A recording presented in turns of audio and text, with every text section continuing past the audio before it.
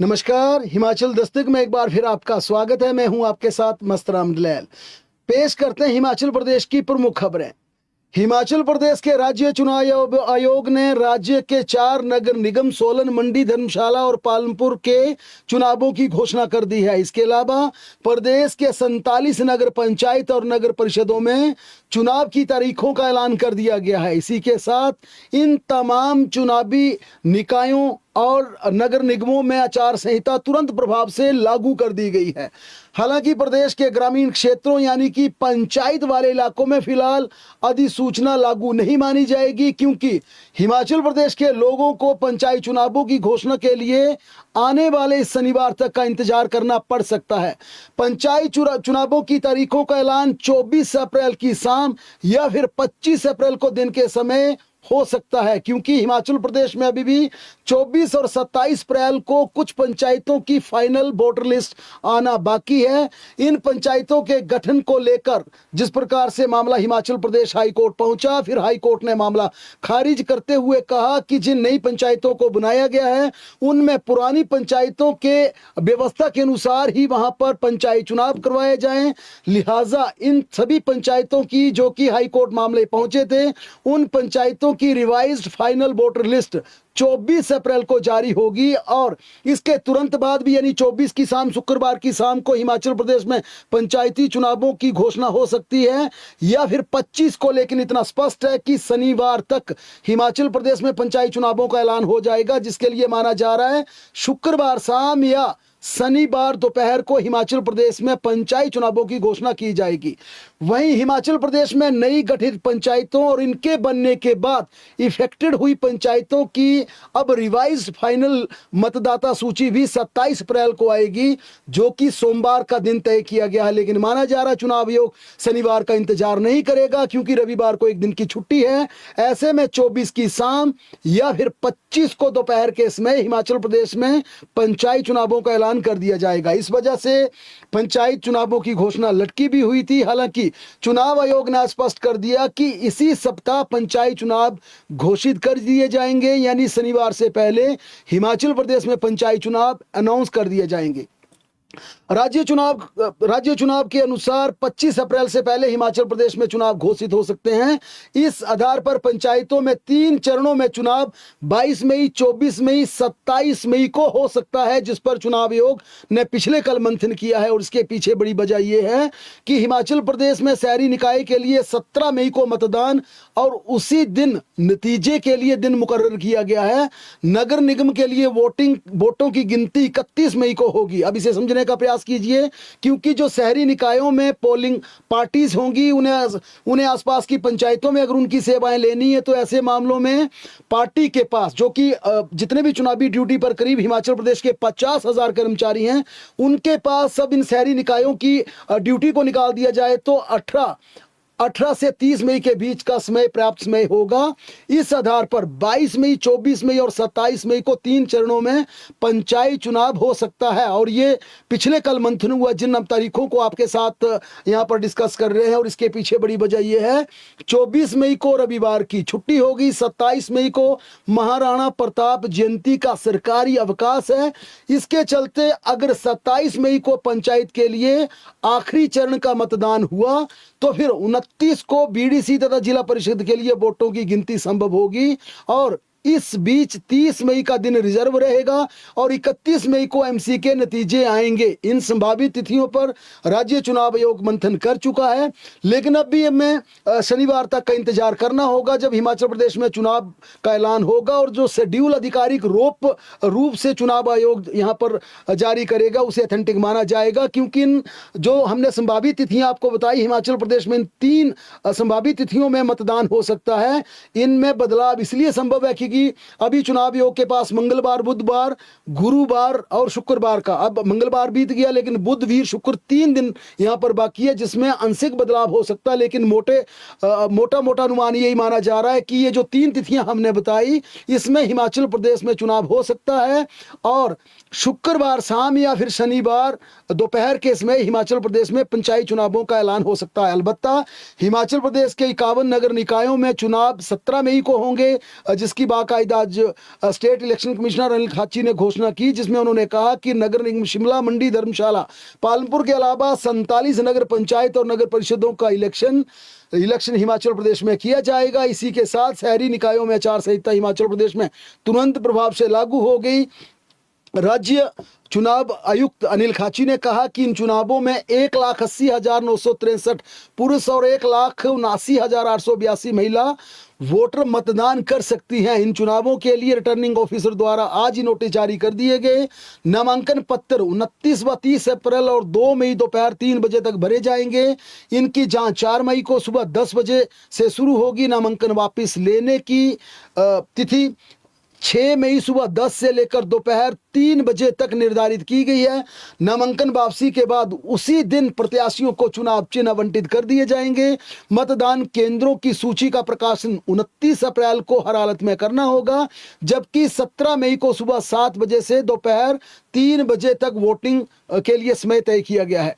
नगर पंचायत और नगर परिषद में उसी दिन मतगणना की जाएगी, जबकि 4 नगर निगम की मतगणना 31 मई को निर्धारित की गई है। निगम चुनाव लड़ने वाले उम्मीदवार अधिकतम 1 लाख रुपए खर्च कर सकते हैं। नगर परिषद चुनाव लड़ने वाले प्रत्याशियों को 75,000 रुपए से ज्यादा खर्च करने की अनुमति नहीं होगी, जबकि नगर पंचायत का चुनाव लड़ने वाले उम्मीदवार 50,000 रुपए से ऊपर एक पैसा भी खर्च नहीं कर पाएंगे और इन्हें रिजल्ट आने के बाद अगले 30 दिनों के भीतर अपने खर्चों का ब्यौरा रिटर्निंग ऑफिसर को देना होगा। अगर ये ब्यौरा नहीं दिया तो निर्वाचित होने पर उनका जीता हुआ चुनाव भी रद्द किया जा सकता है। नगर पंचायत और नगर परिषद का चुनाव इलेक्शन कमिश्नर द्वारा आवंटित चुनाव चिन्ह होंगे, यानी कि जितने भी नगर परिषद और नगर पंचायत के कैंडिडेट्स होंगे उन्हें इलेक्शन कमीशन अपने स्तर पर उन्हें चुनाव चिन्ह देगा। इसमें पसंद बिल्कुल नहीं चलेगी, जो इलेक्शन कमीशन अलॉट कर देगा उसे मानना होगा। जबकि नगर निगम के लिए पार्टी चुनाव चिन्ह आवंटित किए जाएंगे, जो अधिकृत भाजपा अपने कैंडिडेट डिक्लेयर करेगी, कांग्रेस अपने कैंडिडेट डिक्लेयर करेगी और हाथ और फूल के अलावा दूसरी तमाम रजिस्टर्ड जितने भी राजनीतिक दल हैं उनके कैंडिडेट उन्हीं के चुनाव चिन्ह पर चुनाव लड़ेंगे, जबकि निर्दलीय प्रत्याशियों को इलेक्शन कमीशन चुनाव चिन्ह आवंटित करेगा। इलेक्शन कमीशन ने चुनाव की घोषणा से पहले ही सभी डीसीज, एसडीएम और बीडीओज को अपना अपना स्टेशन ना छोड़ने का नोटिस जारी कर दिया है, ना ही उन्हें छुट्टी पर जाने की अनुमति होगी। प्रदेश में नगर निकाय चुनाव की घोषणा के साथ ही पूरे राज्य के शहरी क्षेत्रों में 10 चुनाव आचार संहिता लागू हो गई। इसके लागू होते ही सरकार और प्रशासन के कामकाज पर कई तरह की पाबंदियां आज से ही प्रभावी होगी। अब चुनावी प्रक्रिया पूरी होने यानी कि अब राज्य में 31 मई तक शासन प्रशासन को तय नियमों के तहत कामकाज करना पड़ेगा। इसी के साथ मंत्री, एडवाइजर, निगम बोर्ड के अध्यक्ष, चेयरमैन, वाइस चेयरमैन इत्यादि कोई भी चुनाव प्रचार के लिए सरकारी वाहनों और सरकारी मशीनरी का इस्तेमाल नहीं कर सकेंगे। राज्य शहरी क्षेत्रों में नई योजनाओं परियोजनाओं की घोषणा, किसी भी योजना का ना शिलान्यास होगा ना उद्घाटन किया जा सकेगा। सरकारी खर्च पर लोग लुभावने फैसले, नई भर्तियों के विज्ञापन, ट्रांसफर पोस्टिंग जैसे बड़े प्रशासनिक फैसले बिना इलेक्शन कमीशन की अनुमति के नहीं होंगे। सरकार चुनाव आयोग को प्रभावित करने वाले वित्तीय लाभ या अनुदान घोषित नहीं कर सकेगी। नगर पंचायत और नगर परिषद में 19 मई तक, नगर निगम में 31 मई तक आचार संहिता लागू रहेगी। हिमाचल प्रदेश की सरकार ने निर्विरोध चुनी जाने वाली पंचायतों, पंचायत समितियों, जिला परिषदों के लिए अनुदान की राशि को बढ़ाने की घोषणा की है। किसी भी पंचायत में प्रधान, उप प्रधान सहित सभी सदस्य निर्विरोध चुने जाने पर उस पंचायत को 25 लाख रुपए की प्रोत्साहन राशि दी जाएगी। यानी अगर पूरी की पूरी पंचायत निर्विरोध चुनकर आई तो 25 लाख रुपए उस पंचायत को विकास कार्यों के लिए दिए जाएंगे। स्वाभाविक तौर पर उस पंचायत का प्रधान वाकई भाग्यशाली होगा, जिसे अपने ओथ लेने के तुरंत बाद 25 लाख रुपए विकास कार्य खर्च करने के लिए उनके पास एक शक्ति होगी, वित्तीय अधिकार होगा। इसी तरह पंचायत समिति में चेयरमैन, वाइस चेयरमैन और सभी सदस्य निर्विरोध चुने जाने पर 50 लाख रुपए का अनुदान दिया जाएगा। वहीं समूची जिला परिषद में चेयरमैन, वाइस चेयरमैन और सभी सदस्य, जिला परिषद के सदस्य निर्विरोध चुने जाने पर 1 करोड़ की राशि उस जिला को दी जाएगी, ताकि 1 करोड़ की राशि जिला परिषद अपने विवेक से अपने जिला के विकास कार्यों पर खर्च कर सके। उत्तर प्रदेश में पंचायत और नगर निकाय चुनाव से पहले राज्य निर्वाचन आयोग ने ड्यूटी पर तैनात अधिकारी कर्मचारियों के लिए भत्तों के लिए वित्तीय सहायता के फाटक खोल दिए हैं। भारी भरकम उनके भत्तों में वृद्धि की गई है। आयोग ने आदेश जारी किए कि डाइट मनी, यात्रा भत्ता और वाहन मुरम्मत के लिए अब संशोधित दरें बढ़ोतरी के साथ दी जाएंगी। मतदान प्रक्रिया में शामिल होने वाली पोलिंग पार्टी और सुरक्षा कर्मचारियों को मतदान दिवस पर मिलने वाली डाइट मनी को 100 रुपए से बढ़ाकर 225 रुपए प्रति व्यक्ति कर दिया गया है। इसी प्रकार से काउंटिंग पार्टी के लिए डाइट मनी 100 रुपए से बढ़ाकर 225 रुपए प्रति व्यक्ति की गई है। यह संशोधन वर्ष 2020 में निर्धारित मानकों के आधार पर मूल्य सूचकांक में हुए परिवर्तन को ध्यान में रखते हुए हुआ है। चुनाव में लगभग 50,000 कर्मचारियों को चुनावी ड्यूटी पर तैनात किया गया है, जिसमें सुरक्षा कर्मचारी अधिकारी शामिल हैं। राज्य निर्वाचन आयोग द्वारा जारी निर्देशों के अनुसार पीठासीन अधिकारी और ARO के लिए कंटीजेंसी की राशि 100 रुपए से बढ़ाकर 200 रुपए कर दी है। वहीं इस चुनाव ड्यूटी में शामिल होने वाले वाहनों की मरम्मत के लिए पहले जहां 500 रुपए तक की अनुमति का प्रावधान था, अब इसे बढ़ाकर 1500 रुपए कर दिया गया है।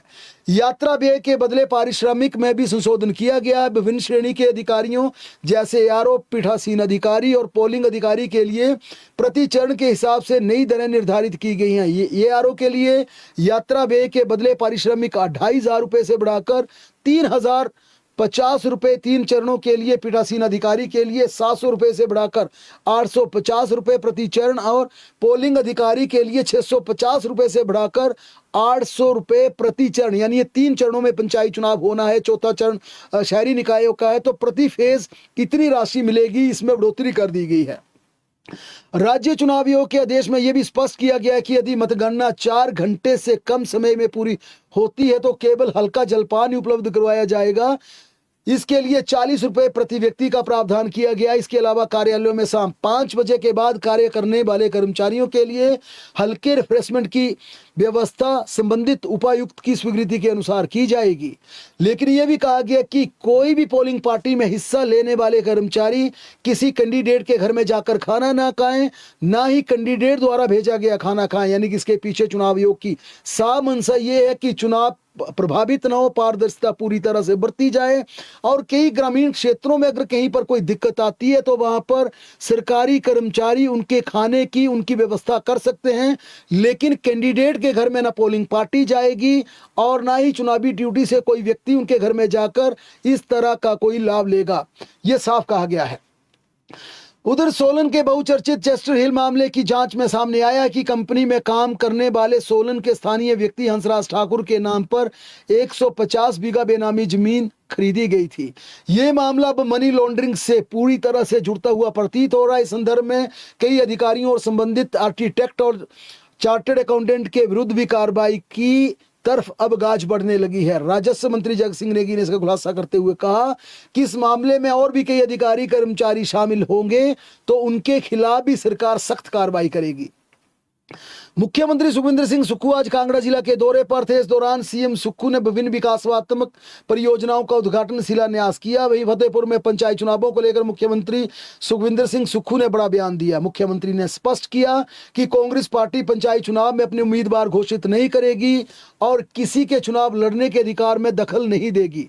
मुख्यमंत्री ने कहा कि कांग्रेस किसी का भी चुनाव लड़ने का अधिकार नहीं मारेगी। जो चुनाव लड़ना चाहता है बिना रोक टोक के चुनाव लड़ सकता है। पंचायत चुनाव स्थानीय स्तर पर ही आयोजित किए जाते हैं और इसमें हर व्यक्ति को अपनी भागीदारी सुनिश्चित करने का पूरा हक है। मुख्यमंत्री ने कहा शाहनहर का फतेहपुर से मंडी में स्थानांतरण किया गया, सर्कल कार्यालय फिर फतेहपुर में वापस लाया जाएगा। उन्होंने कहा कि जब शाहनहर फतेहपुर से जुड़ी है तो इसका सर्कल कार्यालय मंडी ले जाना तर्कसंगत नहीं था, इसके चलते इसे वापस कांगड़ा लाया जाएगा।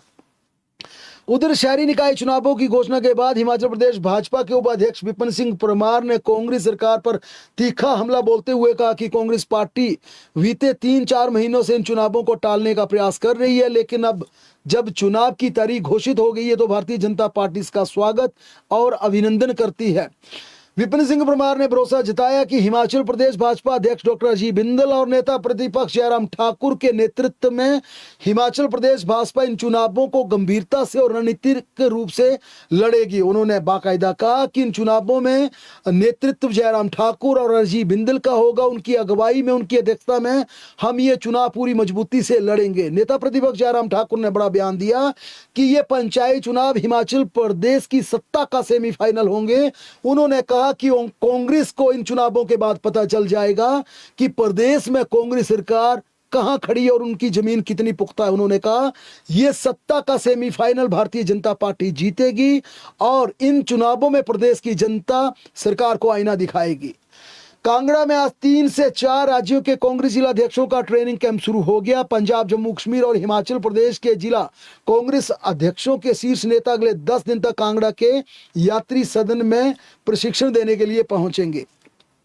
कांग्रेस जिला अध्यक्षों के इस प्रशिक्षण कैंप में पंजाब कांग्रेस के प्रदेशाध्यक्ष राजा बड़िंग, हिमाचल प्रदेश कांग्रेस अध्यक्ष विनय कुमार और जम्मू कश्मीर कांग्रेस अध्यक्ष तारिक हमीद कांगड़ा पहुंचे।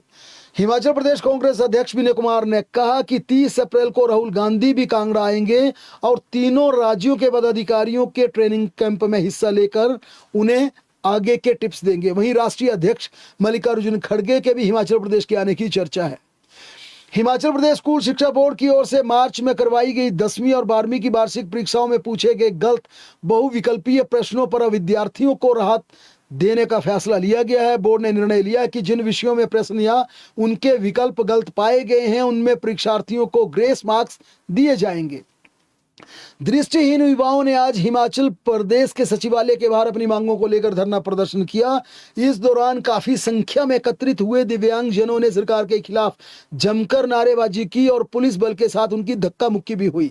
प्रदर्शन का नेतृत्व कर रहे राजेश ठाकुर ने बताया कि उनकी मुख्य मांग विशेष भर्ती अभियान के तहत दिव्यांगों के खाली पड़े बैकलॉग पदों को एक मुश्त भरना है।